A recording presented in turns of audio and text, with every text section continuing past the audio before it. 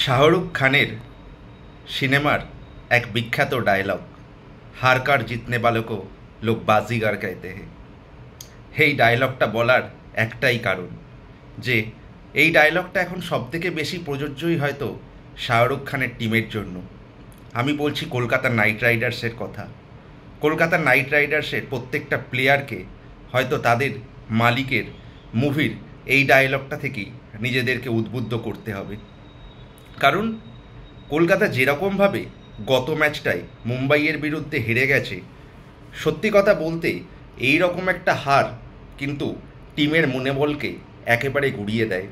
টিমের যে কনফিডেন্স সেটাই কিন্তু হারিয়ে যায়। তাই এইভাবে টুর্নামেন্টে তোমাকে ব্যাক করতে হবে, ব্যাক তোমাকে করতেই হবে। কারণ এটা লং টুর্নামেন্ট, এখানে একদিন তোমার বাজে যাবে, সেটা মেনে নিতে হবে। কারণ ক্রিকেট খেলায় একদল তো জেতে, একদল তো হারে, কিন্তু কিভাবে তুমি কামব্যাক করছো সেটাই সবাই মনে রাখে। আর কলকাতা তো ডিফেন্ডিং চ্যাম্পিয়ন, 2024 সালের আইপিএলের শিরোপা জিতেছে কলকাতা, তাই তাদেরকে তো ব্যাক করতেই হবে।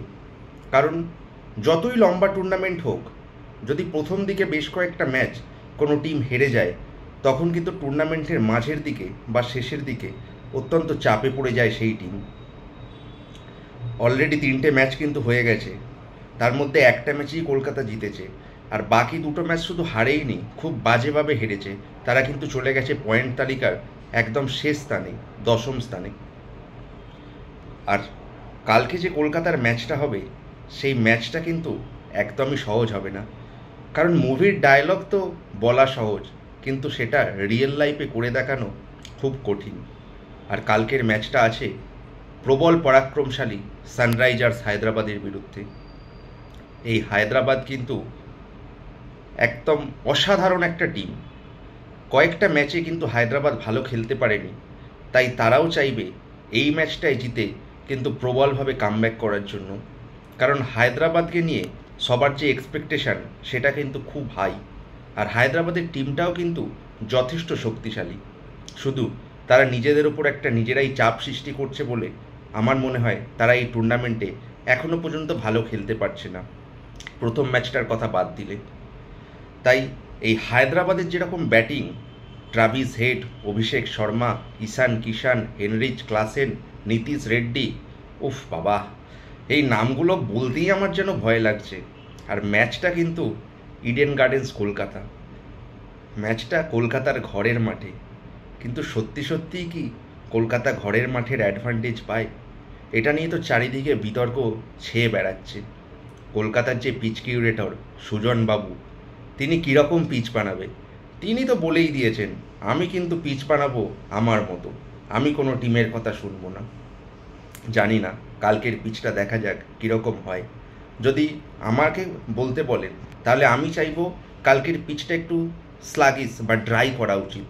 কারণ কলকাতার মেন স্ট্রেংথ হলো তাদের স্পিন, তাদের মাঝের দিকে বরুণ চক্রবর্তী এবং সুনীল নারিনের যে স্পিন যুগল, সেই স্পিন যুগল দিয়ে অপোনেন্টকে প্রেশার ক্রিয়েট করাই, এটাই হলো কলকাতার মূল স্ট্রেংথ। আর যদি ব্যাটিং পিচ দিয়ে দেওয়া হয়, তাহলে কিন্তু উল্টো দিকে যেরকম ব্যাটসম্যানেরা রয়েছে, বাবা, তারা তো অত্যন্ত ভয়ঙ্কর। তারা মনে হয় কলকাতার পিচকে 250-300 তো অবশ্যই করবে।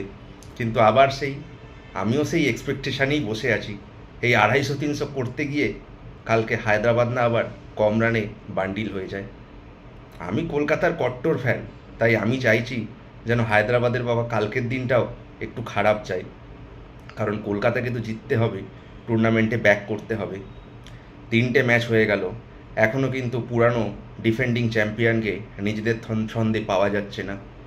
তাই Ajinkya Rahane, Quinton de Kock, Sunil Narine, Andre Russell, Rinku Singh, Venkatesh Iyer, সবাইকে নিজের মোর দ্যান 100% দিতে হবে কালকের ম্যাচটায় জয়লাভ করার জন্য। আমরা সকলে অপেক্ষা করে থাকবো কালকের ম্যাচটা কীরকম হয়, তার জন্য তো আমরা টিভির পর্দায় অপেক্ষায় থাকবো। আরেকটা ম্যাচের কথা আমাকে বলতে হবে। গতকাল যে ম্যাচটা হয়ে গেল পাঞ্জাব এবং এলএসজির মধ্যে, পাঞ্জাব কিন্তু এবারে দেখিয়ে দিচ্ছে তারা তাদের নতুন কোচ এবং নতুন অধিনায়কত্বের আন্ডারে কিন্তু প্রবল দাবিদার। আসলে টুর্নামেন্টটা যদি পয়েন্টস টেবিলটা দেখা হয়, তাহলে দেখা যাবে যে রয়্যাল চ্যালেঞ্জার্স ব্যাঙ্গালোর 1 নম্বরে, পাঞ্জাব 2 নম্বরে। যে দুটো টিম কোনোদিনই আইপিএলের ট্রফি জেতেনি, তারা কিন্তু এবারে খুব সুন্দর খেলছে। আর শ্রেয়াস আয়ার তো তার নিজের যেন জীবনের সেরা ফর্মে রয়েছে। শ্রেয়াস আয়ার বারবার করে প্রমাণ করছে যে তিনি কত বড় মাপের প্লেয়ার। আর সত্যি কথা বলতে বিসিসিআইয়ের কন্ট্রাক্টটা যে তাকে দেয়া হয়নি, আমার মনে হয় সেটা ভুলই হয়েছে। আর এবারে তো অবশ্যই শ্রেয়াস আয়ার কন্ট্রাক্ট পাবে, মোস্ট প্রবাবলি এ গ্রেডের কন্ট্রাক্টই পাবে। কালকের ম্যাচটার কথা বলতে গেলে আমি আগেও বলেছি যে লখনৌয়ের প্রথম দিকের 3টে ব্যাটসম্যান মার্স, পুরান, মার্করাম, 3 জনের যদি কোনো দিন ব্যাট ডে যায়, যেটা কালকে হলো, পুরান কিছুটা চেষ্টা করলো এই ব্যাট ডে হওয়ার জন্য, কিন্তু তারা নিজেদের রানটা একদমই করতে পারলো না। ঋষভ পান্ত প্রচণ্ডভাবেই বাজে ফর্মে আছে। ডেভিড মিলার, আব্দুল সামাদও তেমনভাবে কাল খেলতে পারেনি।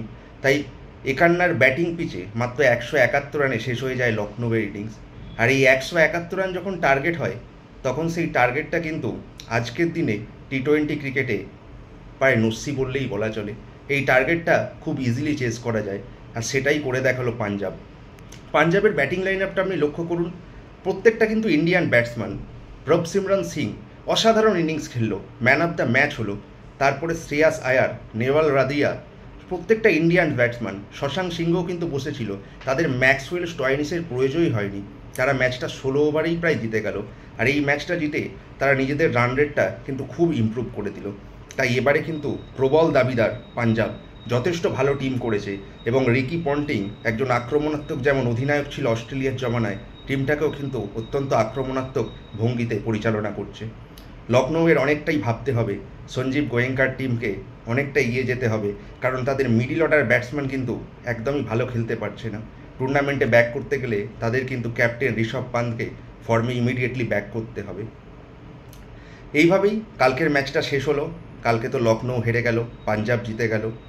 আমরা অপেক্ষা করে থাকবো আগামীকালের ম্যাচের জন্য, কারণ আমাদের সকলের প্রিয় কলকাতা নাইট রাইডার্স মাঠে নামছে হায়দ্রাবাদের বিরুদ্ধে। আর এতক্ষণ যদি আমার ভিডিওটা দেখে থাকেন, তাহলে আমার চ্যানেলে যদি নতুন হয়ে থাকেন, চ্যানেলটা প্লিজ সাবস্ক্রাইব করবেন। সাবস্ক্রাইব করে অল নোটিফিকেশান বাটনটা ক্লিক করলে আমি যখনই কোনো ভিডিও ছাড়বো আপনাদের নোটিফিকেশান এসে যাবে। আর আমার ভিডিওটা যদি আপনাদের ভালো লেগে থাকে, তাহলে প্লিজ একটু লাইক করবেন, শেয়ার করবেন। তাহলে এই রকম খেলার ভিডিও দিতে নিজেকে আরও অনেক বেশি উদ্বুদ্ধ মনে করব। আমার চ্যানেলে প্রত্যেকটা ম্যাচের পরে টিমের পুঙ্খানুপুঙ্খ আলোচনা তো থাকবেই, আর সেই আলোচনায় আমি আপনাদের সঙ্গে যুক্ত থাকব। বলবো কোন টিমের কী অবস্থা, তারা কীরকমভাবে খেলছে, পর্যালোচনা চলতেই থাকবে। তাই আমার চ্যানেলের সঙ্গে জুড়ে থাকুন। আজকের মতো এটুকুই, দেখা হচ্ছে পরের ভিডিওতে। ধন্যবাদ, শুভরাত্রি।